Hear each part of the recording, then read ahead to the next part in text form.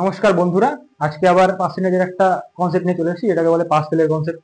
চলো আমরা শুরু করি।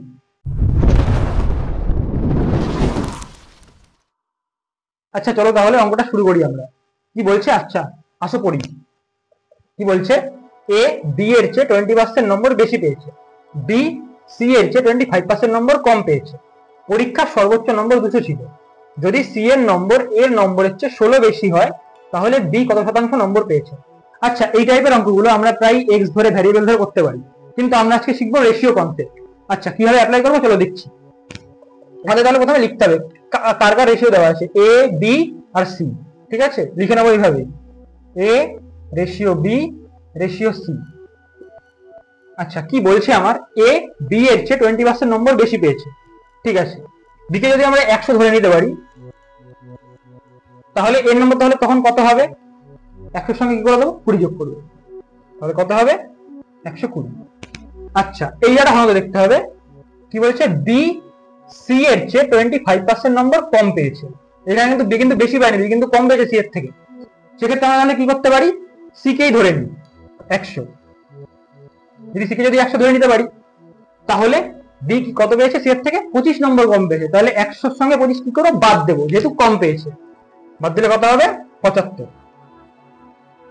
আচ্ছা এবার আমরা কি করতে পারি, যেহেতু রেশিওতে আছে সেই কারণে আমরা কি করতে পারি, কাটাকাটি। ঠিক আছে, চলো কাটাকাটি করি তাহলে। 0 0 কেটে দিলাম, 2 থেকে কাটি 6, এটা কাটলে 5।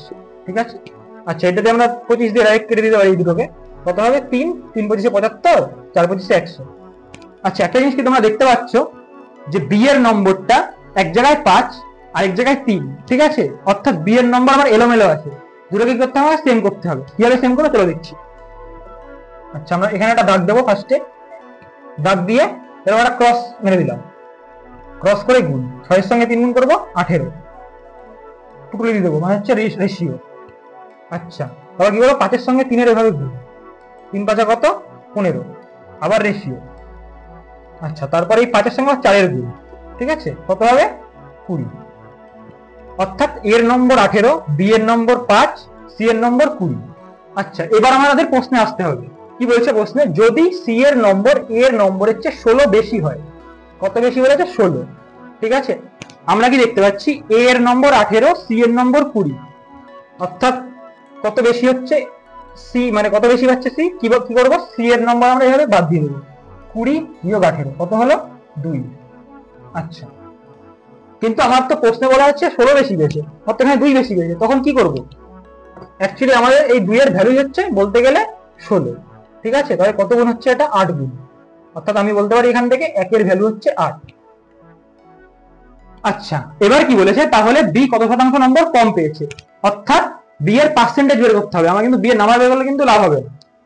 আচ্ছা অ্যাকচুয়ালি এখানে বি কত আছে 15। ঠিক আছে, আচ্ছা 15 সঙ্গে তাহলে আমরা কি করে দেবো, 8 গুণ করে দেবো, কত হবে 120। ঠিক আছে, কিন্তু আমার কি চাইছে, পার্সেন্টেজ অর্থাৎ শতাংশ। কিভাবে বের করবো আমরা, এখানে বলেই দেওয়া আছে যে হচ্ছে নম্বর হচ্ছে কত 200। ঠিক আছে, ম্যাক্সিমাম নম্বর 200, অর্থাৎ সর্বোচ্চ নম্বর। কি করতে হবে, পার্সেন্টেজ বের করতে হবে। পার্সেন্টেজ বের করার জন্য নিচে সবসময় রাখতে হবে আমার বেস ভ্যালু।